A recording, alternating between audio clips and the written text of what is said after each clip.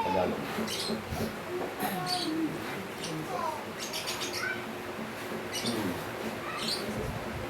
BBC? Genesis. 114.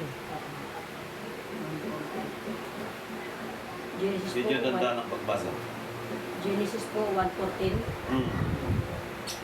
At sinabi ng Diyos, magkaroon ng mga tanglaw sa kalawakan ng langit upang maghiwalay ng araw sa gabi Ah. at maging pinakatanda at pinakabahagi ng panahon ng mga araw ng mga taon. Upang maghiwalay ang liwanag at gabi. Ibig sabihin, sa simpleng pag-iisip ko, ang buong mundo madilim, walang liwanag, without form. Yan ang katayuan ng sanlibutan. Ngayon, makikita natin yung mga puno, lahat ng bagay, yan ay gawa na sa ilalim ng 6 days na creation. Ngayon, nagkaroon ng liwanag, sabi ng Diyos. Yung dating dilim, nagkaroon ng liwanag, dinivide siya into 12 hours.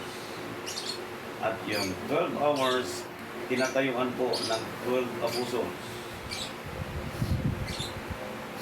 At doon sa 12 apostles na yun, ipinakita into another 12 sa time ni Christ at sa time ng mga apostol at sa time natin, pinakita po na hindi pwedeng hiwalay ang church sapagkat sinabi ng Galatia chapter 1, ang hiwalay sa aming turo ay takwil.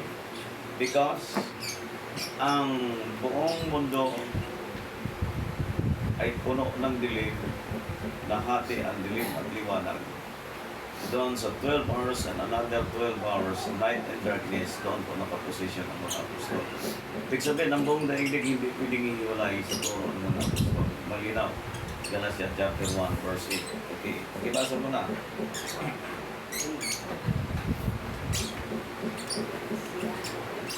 Galatia chapter 1, verse 8.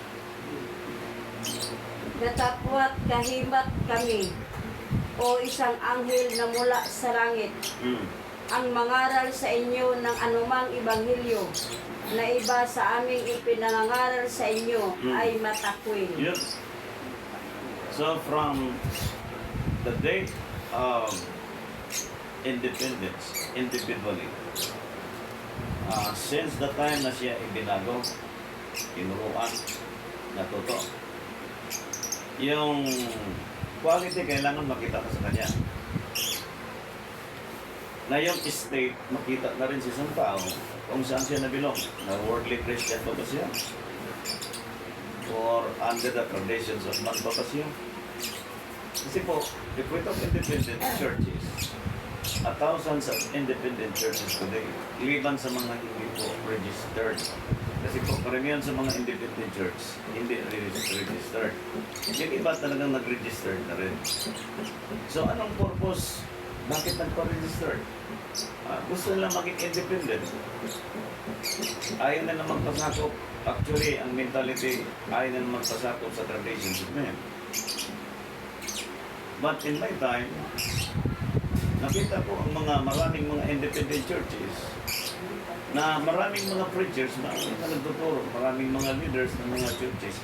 There is a malicious service inside of the church. Bawal yun. Hindi siya matawag na independence kung merong malicious inside of the church. Bawal ka humawak ng babae. Sister, di mo pwedeng hawakan yan. Hindi mo pwedeng kausapin ng malas ng pag-uusap yan. Hindi ka pwedeng makipag-usap na yung salitang sanlibutan. Because ye are independent in Christ. Christ paid by His blood to pay for our sin.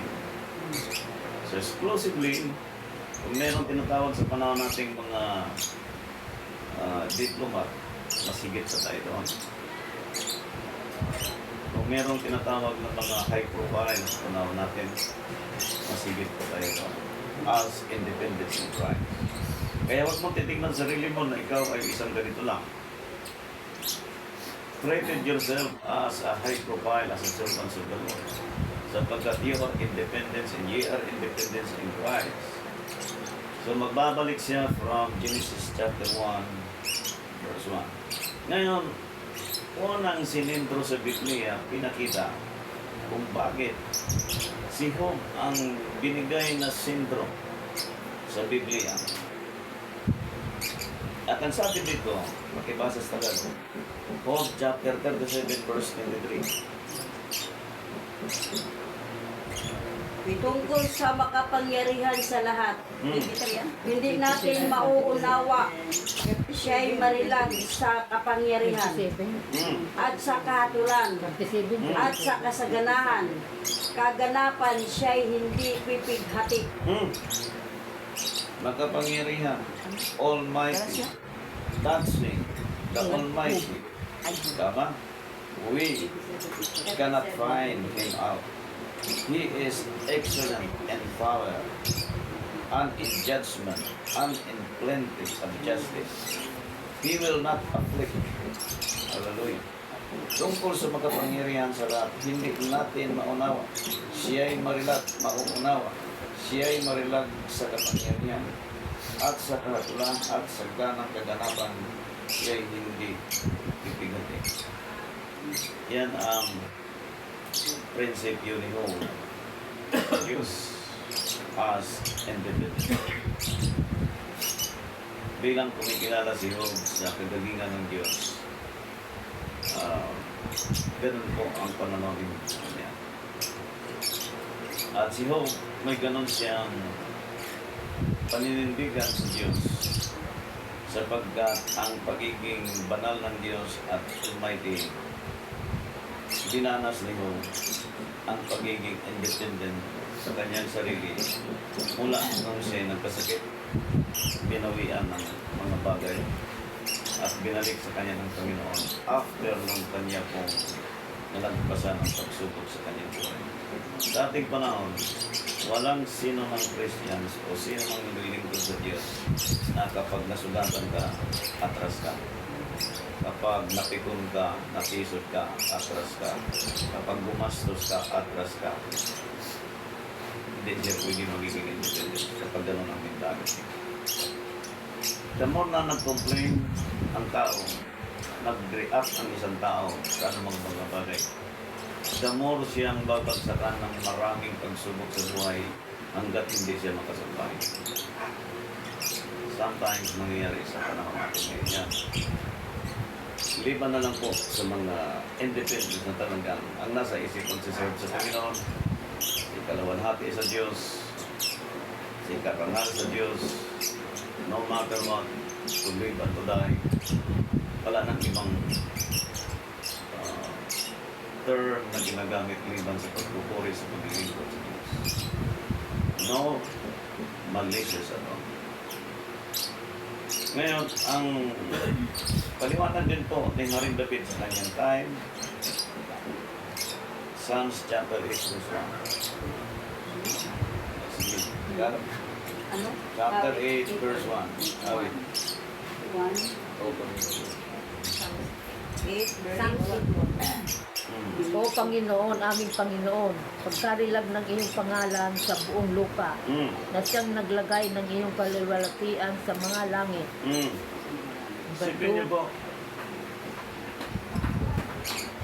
to those leaders or preachers, servants of the Lord today, like Job, like David. Si Job isang milyonaryo. Si David isang king. Tayo. Sino man. Kahit meron kang 10 kutsi, hindi ka king, hindi ka sikat. Kahit meron kang isang jet plane, hindi ka king, hindi ka pa rin sikat. Pero kung hari ka ng salvi, medyo sikat ka. Pero kumikilala si David sa pagiging Almighty ng Diyos, like Job. Diniklir niyo sa kanyang sarili. Ang sabi niya, touching the Almighty, we cannot find Him out. He is excellent in power. So, in 197 nations, in every nation's touching the Almighty, we cannot find him out. He is excellent in power. If there is any jurisprudence of law in every nation, lahat yan galing sa Diyos, Romans chapter 13, verse 1. And to those leaders today are not follow the jurisprudence of law in every nation. Ibig sabihin, ang daigdig ay hindi po naging independence by the will of God, kundi nag-independence by the will of man.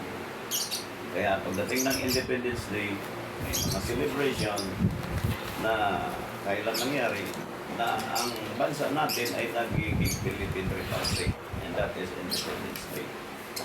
But in reality, as a Christian being in favor of religious, hindi talaga naging independence ang tao.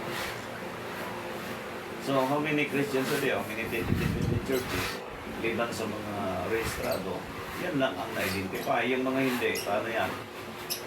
They are collecting tithes and offering. If you can say inside of the church, they have malicious implementation.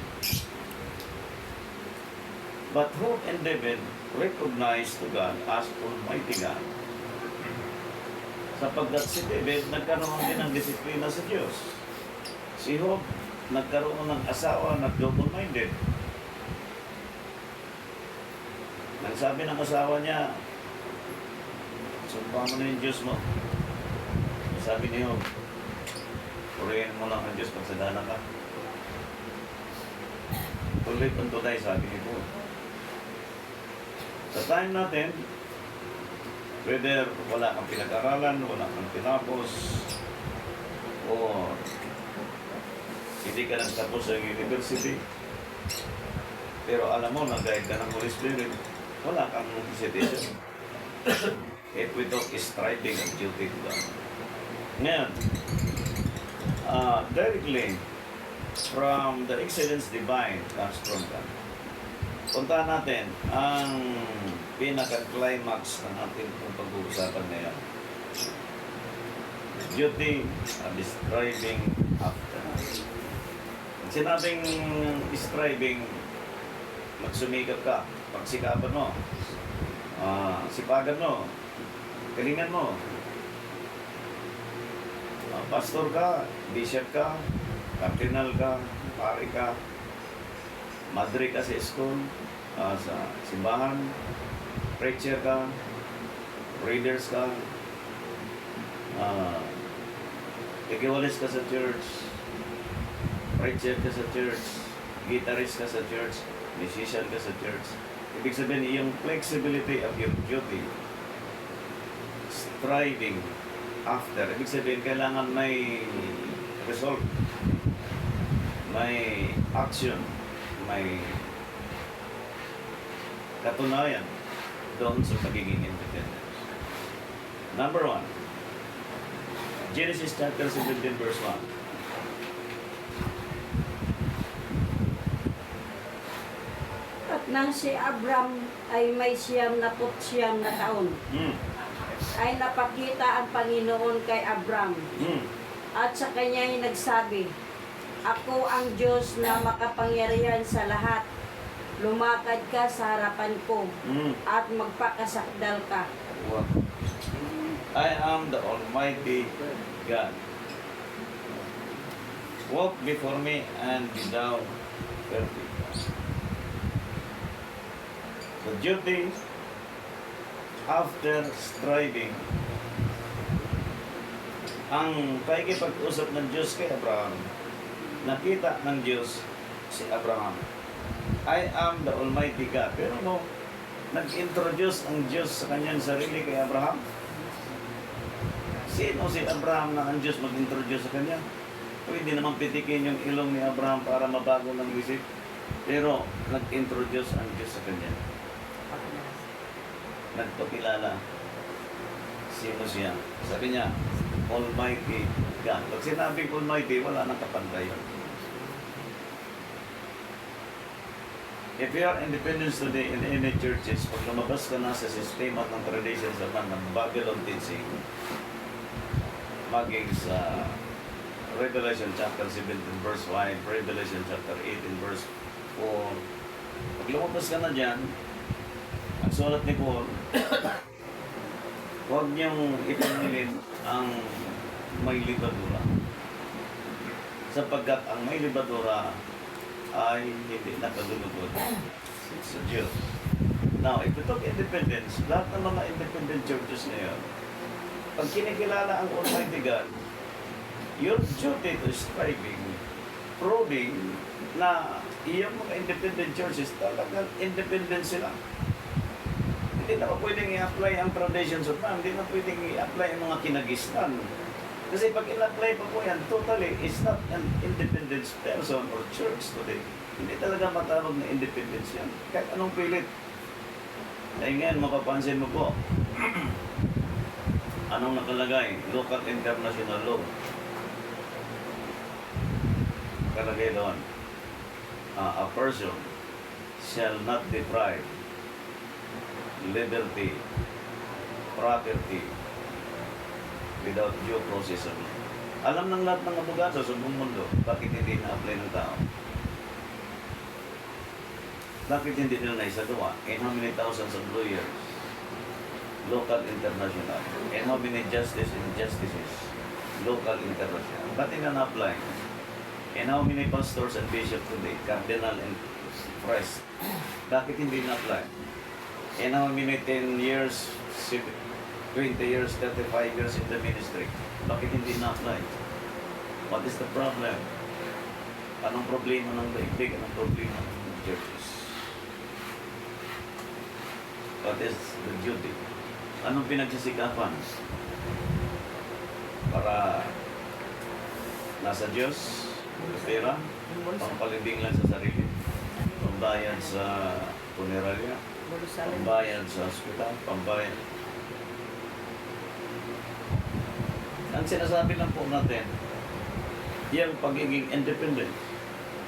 Sapagkat dito po, pinakita ng Biblia, nagpakilala ang Diyos mismo kay Abraham. Ang sabi ng Almighty God sa kanya,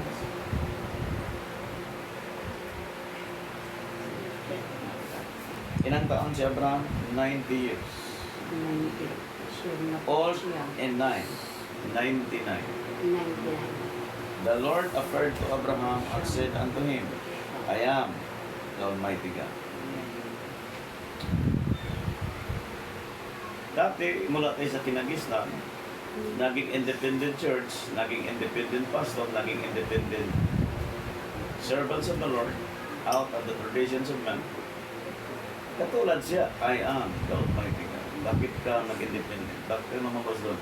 Ay kasi may problema doon eh. Ay kasi may ganito eh. Ay kasi may ganun. Okay, nag-independence mo. Nung in-apply mo na pagiging independent, nakikita mo, in-apply mo pa rin yung worldly. Ibig sabihin yung pagpakilala ng Diyos kay Abraham at pag-usap ni Abraham sa Diyos, kung ano ang sinabi ng Diyos kay Abraham, nangyari mula noon hanggang ngayon. At nung sinabi ng Diyos na ihandog mo yung anak, ginawa ni Abraham yun. At nung ginawa ni Abraham, Diyos din ang gumawa ng paraan na hindi niya mismo patayin ang sarili niyang anak. Matinding dinanas ni Abraham pagka ang Diyos nag-introduce sa isang tao, sa isang lingkod ng Panginoon. At kapag sinundan mo yun, kahit Abraham time, ay si Abraham noon, ng mga panahon noon, kausap lang niya. Nabuti si Sarah, tahimik lang. Kausap niya siguro mga kambing, mga kupal. Wala siyang mga kasama sapagkat kung may negative advice siya, mabago talaga kaisipan niya doon. Pero Diyos kausap niya. Go, kumbaga sa sanlibutan. Pero ang ipinakita dito, sa panahon ni Abraham, ipinakita din dito sa panahon ni Moses. Chapter 18 verse 13.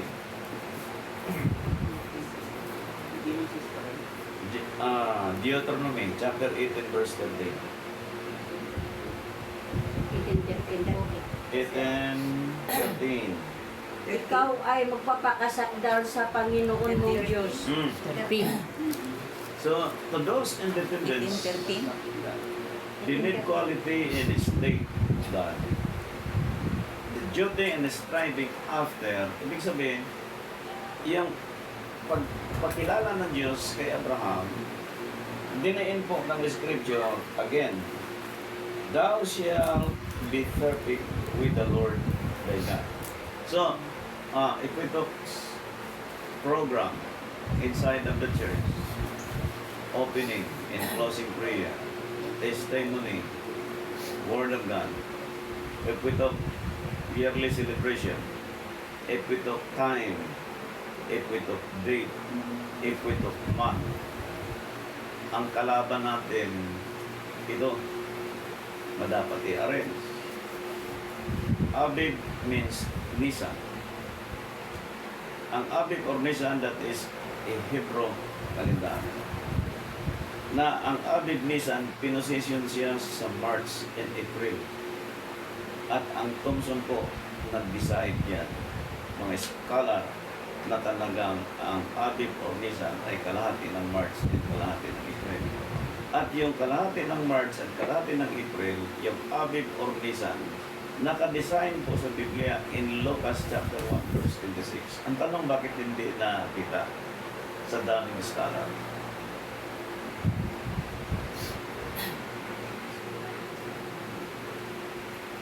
The duty of striving after. So, in my time, as servants of the Lord, edad ko po ay 25 years. Hindi ko makita sa mga independent churches na meron silang pagbabairal that there is equality and there is under the state of the excellencies divine comes from God, na ang duty nila hindi talaga makita after this striving duty. Hindi ko makita. Hindi natin makikita. How many pages inside the Facebook and YouTube? Pag tinignan mo, born again Christian, international, local. Pag tinignan mo ang service, ito ang celebration, Feast of Pentecost. Okay. Kung tinignan mo, hindi bumibilang ng 7 weeks. Okay, ito naman isa. Feast of Unleavened Bread. Pag tinignan mo, hindi naman siya April 14. Pag tinignan mo, Feast of the Lord. Yung feast pag ini-implement, yung pista ng sanlibutan. So, where is the independence as a church today? Na may mga independent leader na nagpapairal na hindi makikita yung quality, yung state of God, na parang iba ang intention ng mga independent churches ngayon. Ibang habol. So, ibig sabihin, pag ibang habol, hindi papasok sa perfection. Walang excellencies divine. At ang Diyos lang ang nakipag-usap kay Abraham na pagkapalain ko ang inyong lahi.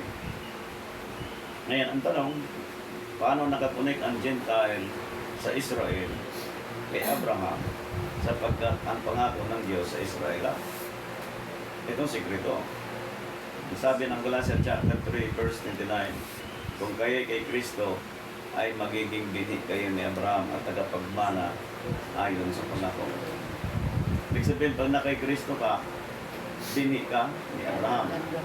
So bago ka maging binhi ni Abraham, kailangan malalaman mo ang pagiging independence at nakikita sa kanya ang pagiging quality at nakikita din sa kanya ang state ng pagsunod niya sa Diyos at nakikita rin sa kanya yung duty, striving after kung paano maging perfect ang kanyang pagsunod sa Diyos.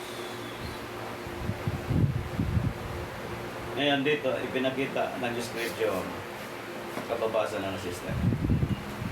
Okay, punta natin ang New Testament. Matthew chapter 5, verse 48. Kinintay sa pagkuntipan sapagkat napakaganda po Kayo ang ilaw ng sanglibutan. Tama ba? Ang isang bayan na nakatayo sa ibabaw ng isang bundok ay hindi maitatago. Yun. 5 ano? So, 5:14. I took independence from the Genesis chapter 1, binasa kanina. Ang mundo, dilim. Ngunit nagkaroon ng liwanag. Ibig sabihin, kahit anong tako ng tao, kahit anong pagtakip ng isang tao, ililinaw yun ng Diyos yan. So from year 1 up to the present, ilalantad ng Diyos yan. Ilalantad ng Diyos yan. Sapagkat nagkaroon ng liwanag. Now, if we talk duty, yung mga nagsikap, preacher ka, leader ka ng church, preacher ka, sabihin mo talaga at ituro mo yan, and that is our duty. At ang sabi dito sa binasa ng ating sister kanina, susundan natin, 2 Corinthians chapter 13, verse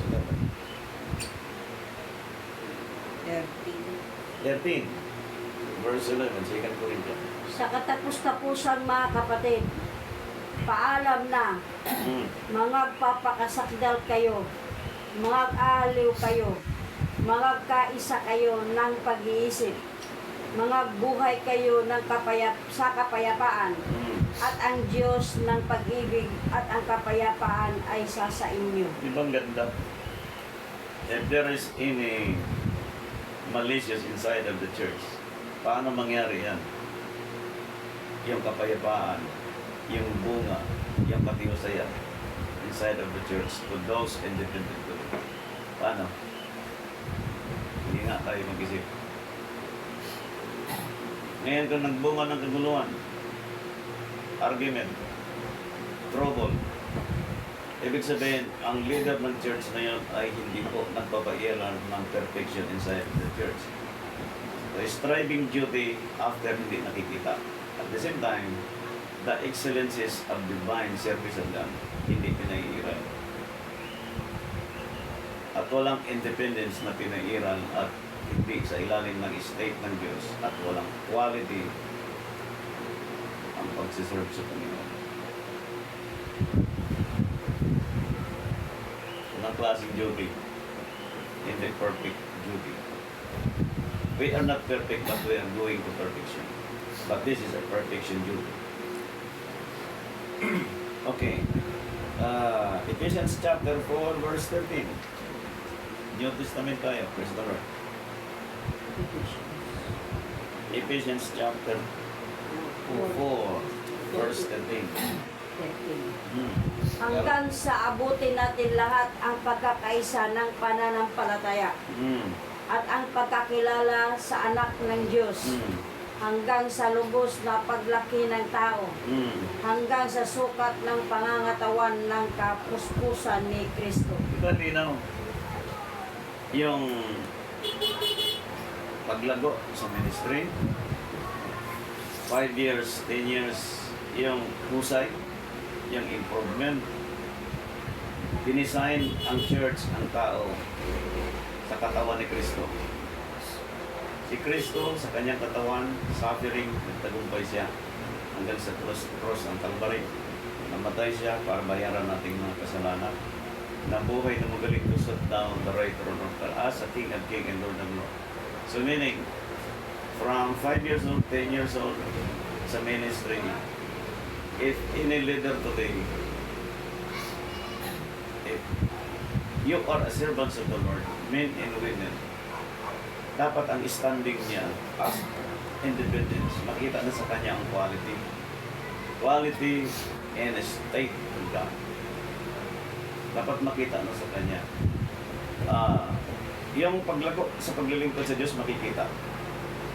Hindi po pwede na umabot siya ng 10 years at yung level niya hindi makikita sa kanya ang pagiging independence as servants of the Lord, na hindi makita sa kanya ang quality maging ang state of God. Ang paglilingkod sa Diyos hindi magyayabang. Na nagkaroon siya ng sariling page, nagkaroon siya ng sariling church, pastor, leader. Ang pagiging independence is to prove that there is equality to to come out from among them against the Babylon, against the evil, against the traditions of men, to prove that there is equality, there is the state comes from God, na talagang may perfection. May perfection.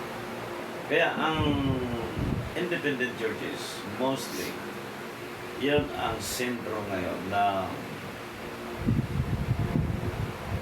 pinag-uusapan pagdating po sa pagiging independent. Sapagkat since 18th, 17th century, yung separation of the state was declared from America, local international, na kailangan sumunod ang gobyerno na hindi makialam sa religion. Kaya may declare din sa Acts na sino mang nagtuturo sa tungkol sa karan ng Diyos walang sinumang pagpigil. Biblical niya. At sa pagiging independent, sinamantala ng mga independent ngayon ang mag-independent. Palibasa, ang mga Pilipino, pag sinabing sa Diyos, gusto lang, Pilipino. No matter what, mali o ano basta sa Diyos. Sige, awitan tayo, magpurit sa Panginoon, manalangin tayo. Pero without knowing, after 2 years, 3 years, hindi makikita sa kanila ang pagiging independent. Yung pagiging quality, hindi makikita sa kanila.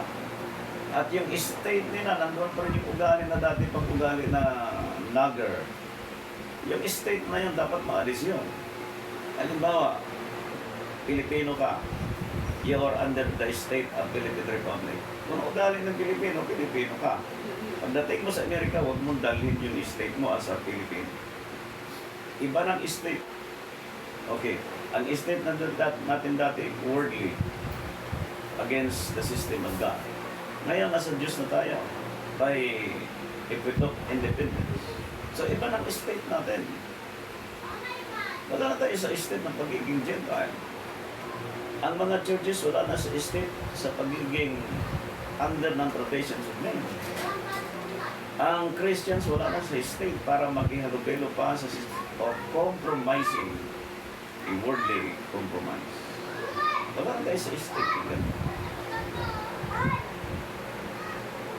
At ko sinasabi, sapagkat in how many churches today, nakikita natin there is a malicious inside of the church. Ano yung mga malicious kayo nakakalaman? Ngayon, if without duty and striving, going to perfections, hindi po kailanman tatanggap. Kahit magpiki-pikian at pagpatuloy, ang Diyos hindi nakipagpikian kay Abraham.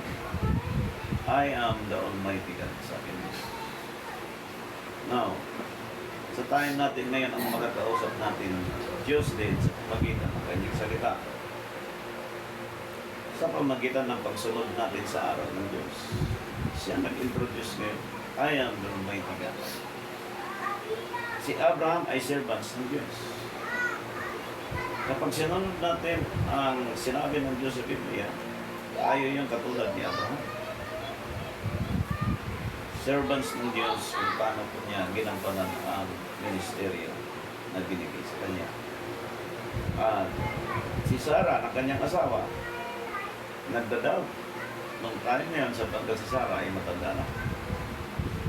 Pero nung sinabi ng Diyos, I am the Almighty God, pinanghawakan ni Abraham. Wala sa isip niya, ang tagal naman niya. 1 year, 2 years, 3 years, 5 years, hindi ako pinagpapala. Tagal naman niya, naiinig na ako. Hindi ganun si Abraham. Pero kung ganyan ang prinsipyo ni Abraham, maaaring totoo ang mga sinasabi ng tao. Pero hindi ganun si Abraham. Si Abraham pwedeng mag-react sa time niya, si Sarah, kasi ang edad nila talagang lipas na. Eh tayo sa time natin ngayon, if you are 45, 50, 55 years old, napakalawak pa ang panahon mo. Hindi ka pwedeng mainip. Sapagkat si Abraham, i-compare mo ang edad 99 years old.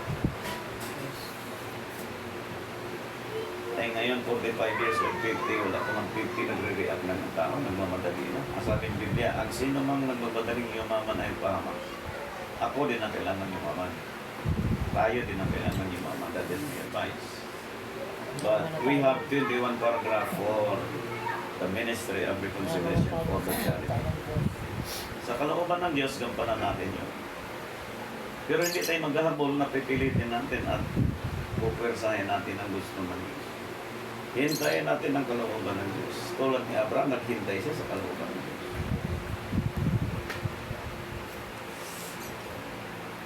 Ngayon, ipinakita din sa sulat ng Apostol Pablo ang mararapat na katayuan, equity of perfections, equity of duty and striving after. Okay? Philippians chapter 3 verse 15. Kaya nga, kung ilan tayong mga sakdal, ay mag-isip na ngayon. Yun. At kung sa anuman mga kakaiba kayo ng iniisip, ay ihahayag naman ito sa inyo ng Diyos. Yun. Sinang mag-ayan? Diyos. Diyos. Sinang kausap ni Abraham? Diyos. Sinang kausap ni Job? Diyos. Sinang kausap natin ngayon? Diyos. Sa tulong ng Diyos in 17 pastors na nagdaan sa isang church. Trouble ang nangyayari. Argue ang nangyayari. At sinubukan tayong banggain ng spirito na yan. In 5 months, pinagbigyan. Pagbalik ng mga lingkod ng Diyos. Wala nang makapagpigil kahit sino man. Sapagat ang kausap ni Abraham Diyos, ang kausap din natin ay Diyos. And that is our duty to striving after, which is the perfections of God. Ang church, pag nilalan na si church, Christ ay head of the church. Ang perfection inside of the church. Since the time na tayo po ay nag-mission at tumaan sa matinding pagsubok, salamat sa Diyos. Bago ang naging mission, dumaan din sa matinding pagsubok. At yung pagsubok na nagpasan natin, nalagpasan din natin doon. Kaya anumang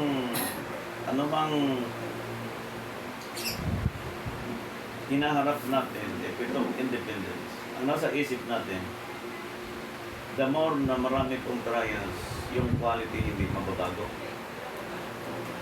Kumbaga, kung sanay ka nag-makeup, mag-makeup ka na. Kung sanay ka magpag-beauty, ng Panginoon magpag-beauty ka na. Kung sanay ka sa sarili mo na dati ay nasa state ng sanlibutan, ngayon nasa state ka ng Diyos, we must follow what is the state and instructions inside of the church. Instruction ng Diyos kasi ang kausap ni Abraham, Diyos. Ang kausap ni Jacob, sino? Diyos. Sino ang kausap natin ngayon? Diyos.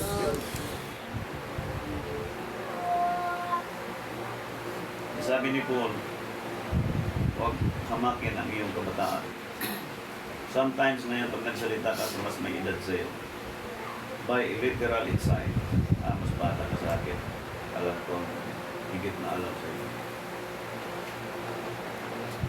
Kasi po, ang kausap ng mga leader ng church ay Diyos.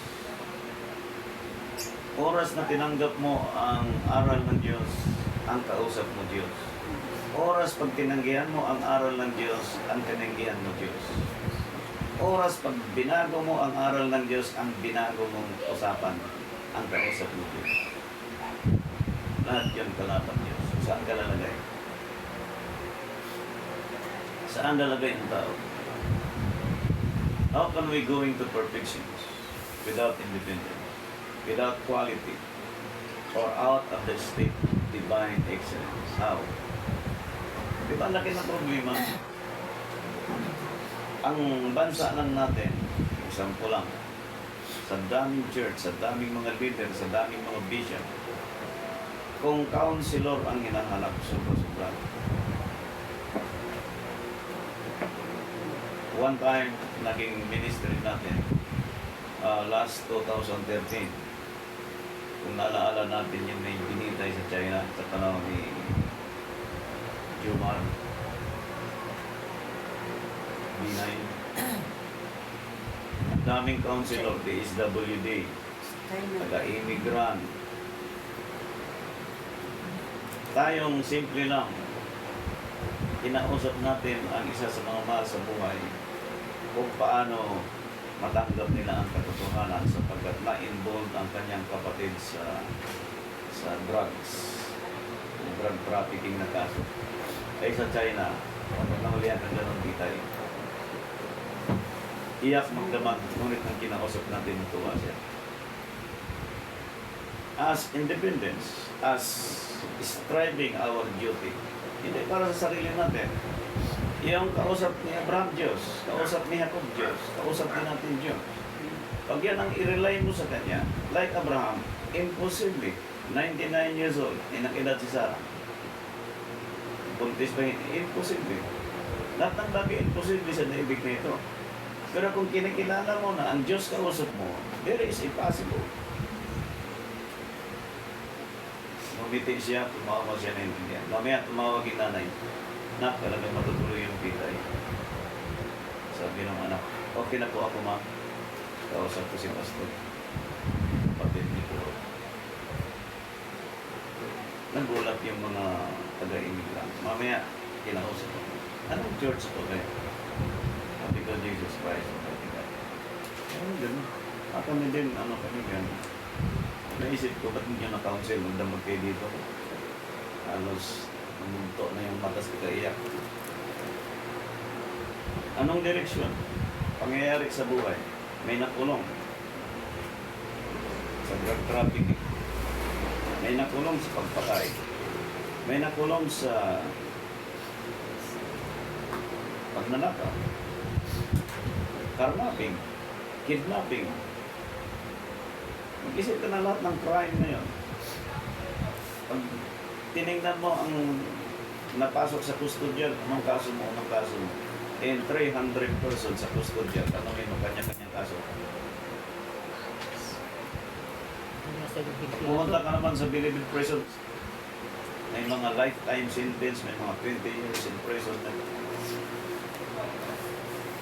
Sa buhay ng tao, physically, pag nakulong, may sentence na from the court, okay lang.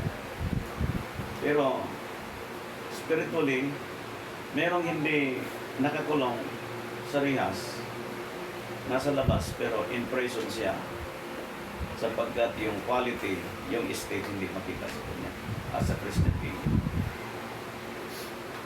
So, ang church actually hindi pwedeng nagbuo lang as a organization.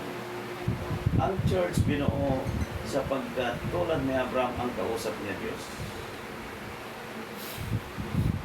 Ngayon sa nangyari kay Abraham, na mangyari din sa panahon natin, yung striving, going to perfection, yung duty, in every independent today, in every churches, may kita natin na may problema. May problema ang pagsunod sa Diyos. Now, if we talk three kinds of Christianity, meron talaga. Roman Catholic, born again, Trinitarian. Third part, katamaan yan, dun sa Revelation. Yung one part ngayon, yung tatlo dapat maka-impart doon. Sa tatlo na yon, kapag nakita mo mali, lumabas ka, mag-isali ko dito. Ganun din. Kaya come out from among them. Kasi itong tatlo nakadesign to die. Going to eternal life, there is no salvation. Walang salvation yan. Tatlo, walang salvation. Kaya sabi ng Biblia, pinangakuhan sila ng kaligtasan pero wala talaga. Isipin mo ngayon ang doktrina ng pinag-iiraw. Kahit pinsan magulang mo, kapatid mo, hindi mo makumbinsi na magbagong buhay. Samantala, nandyan ang eternal life. Yan ang katindi. Ngayon, wala nang Abraham sa panahon ngayon. Iisa lang ang physical ni Abraham sa time na yun. Iisa lang ang physical ni Job sa time na yun. Spiritually, positive meron na yun. Ngayon, after Abraham, sino nagturo? Lumabas si Moises, lumabas ng ibang mga hari, lumabas ng mga propeta, hanggang kay Christ, hanggang sa panahon natin, ang tao naghahanap hanggang sa panahon niya. Ang hirap magbuo ngayon na totoo. Sabi nga ng pastor, kausap namin, magbuo din ng mga pastor na totoo. Sabi nga ni Pastor Rama, ibig sabihin, wala pa lang mga pastor na totoo. Sino po kayo? Professor. Naniwalat ba kayo na December 25 ay birth ni Jesus Christ? Issue sa amin. Issue pala, ba't hindi mo pinag-aralan? Ay sa amin, hindi na issue sa amin, yung birth of Jesus Christ. Sa tulong ng Diyos. Sapagkat kausap natin Diyos. Sa paliwanag ni Apostol Pablo, ang ganda po. It of perfection. Tignan niya. Colossians chapter 1 verse 28. Na siya naman inihahayag na pinaalalahanan ang bawat tao at tinuturuan ang bawat tao sa buong karunungan upang maiharap naming sakdal kay Kristo ang bawat tao. Isipin niyo po. Sinong nagturo ngayon na may buong karunungan upang maiharap na sakdal ang bawat tao? Sino? Pare? Obispo? Pastor?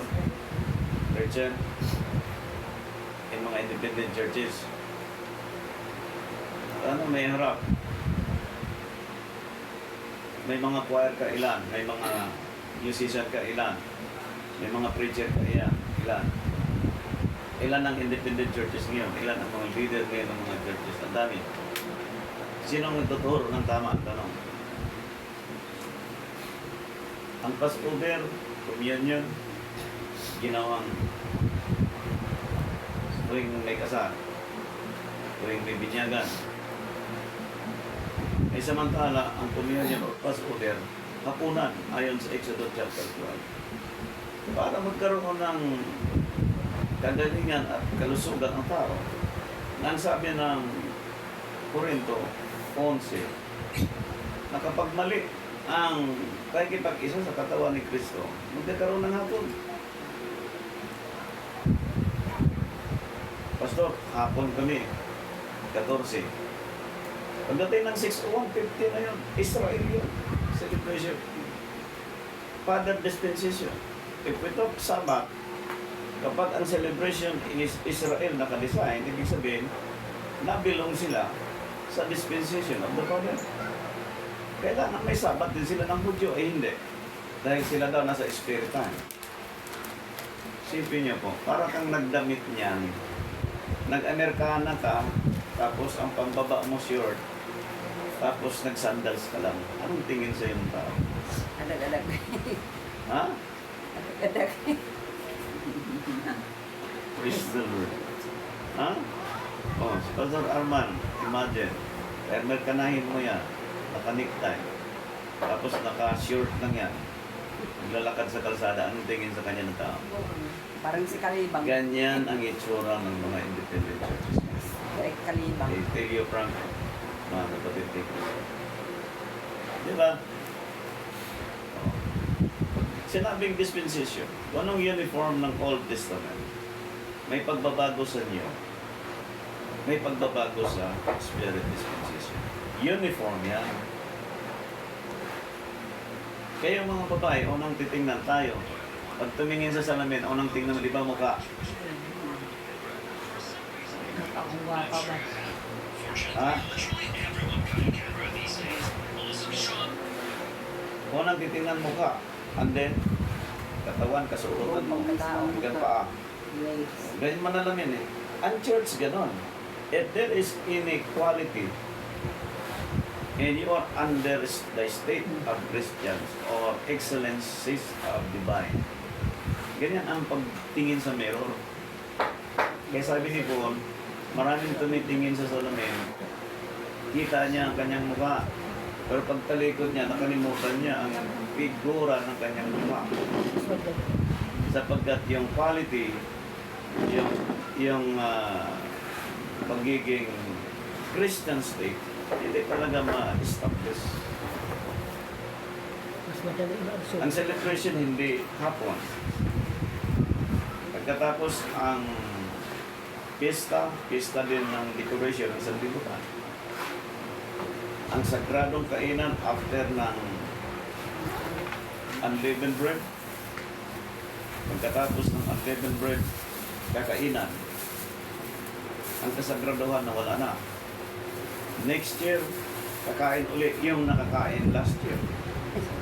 Di, kung isipin mo, parang mabuti nga ang lisensya, 10 years, 5 years.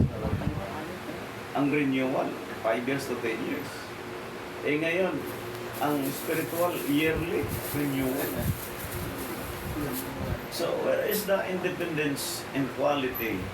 The excellence is divine inside of the church. So, anong state pala ngayon ang mga Christians? The state of malicious state. State ko pa makalabot. Kaya ako hindi makumbini talaga ng mga churches, mga leader.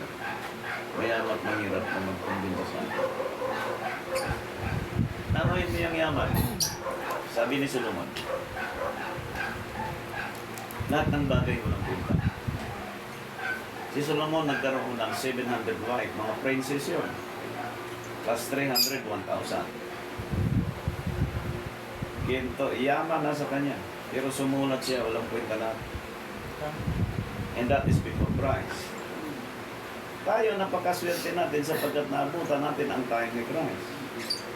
And those Christ believers today, na meron kang independence, quality, and you are under the state of Christians, as a Christian being, ang katayuan natin kahit simple lang ang buhay at nasunod mo yung tama, paglingkod sa Diyos.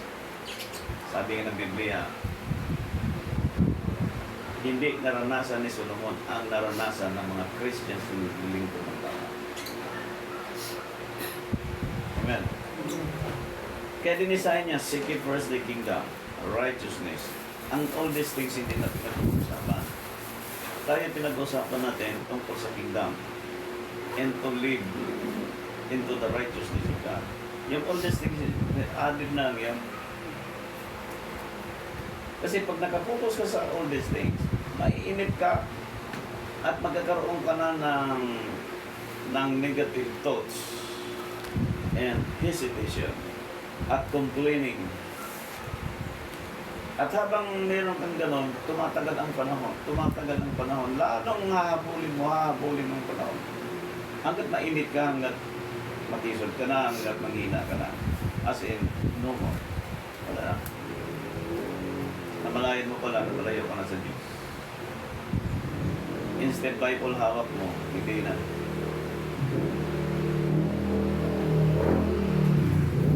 Ngayon dito sa paliwanag ni Apostol Pablo, in Colossians chapter 1 verse 28, sundan natin. 2 Timothy chapter 3 verse 2. 2 Timothy chapter 3 verse 17. Ay maging sakdal, tinuturuang lubos sa lahat ng mga gawang mabuti. Inuto ang lubos sa bawat gawang mabuti. Sabi ng isang lingkod ng Diyos, ikaw ay mabuti, Panginoon. Sabi ng hindi ako mabuti kundi yung Diyos. Dahil kausap ng Abraham yung Diyos at kausap natin ang Diyos by the Scripture, ang sinabi natin hindi galing sa atin mula sa Diyos. At yung salitang mabuti mula sa Diyos. Pag nagturo ka ng tama, mabuti galing sa Diyos. Pag pinakinggan mo, pinamuhay mo yan, mabuti mula sa Diyos. Hebrews chapter 6 verse 1.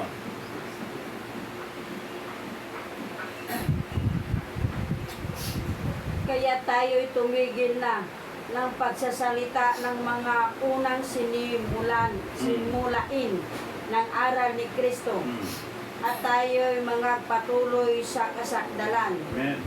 Na huwag natin ilagay na muli ang kinasasaligan ng pagsisisi sa mga patay na gawa at ng mga pananampalataya sa Diyos. Sa pag-iba ng state ng isang tao, hindi na siya nabilong sa dating state niya. Hindi na siya pwedeng makicompromise into the new state that you belong. Hindi na siya pwede.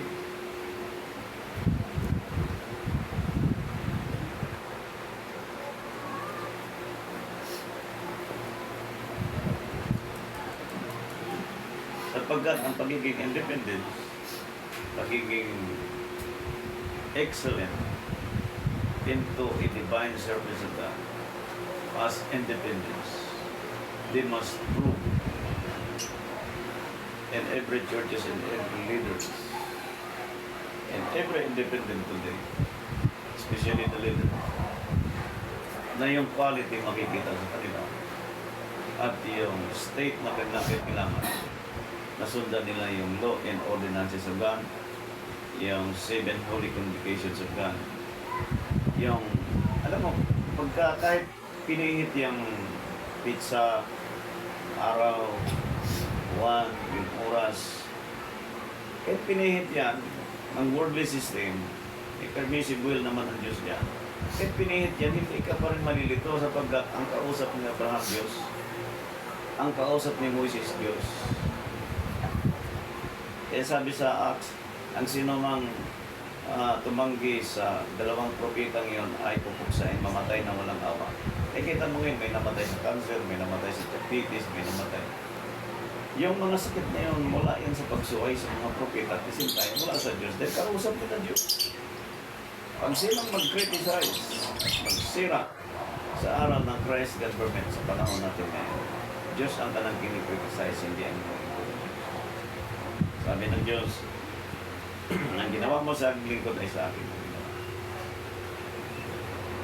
Ang promise ng Diyos ginawa niya sa magitan ng kanyang pagsunod sa kanyang sinasabi sa pagkat Diyos siya. Hebrew chapter 13 verse 21.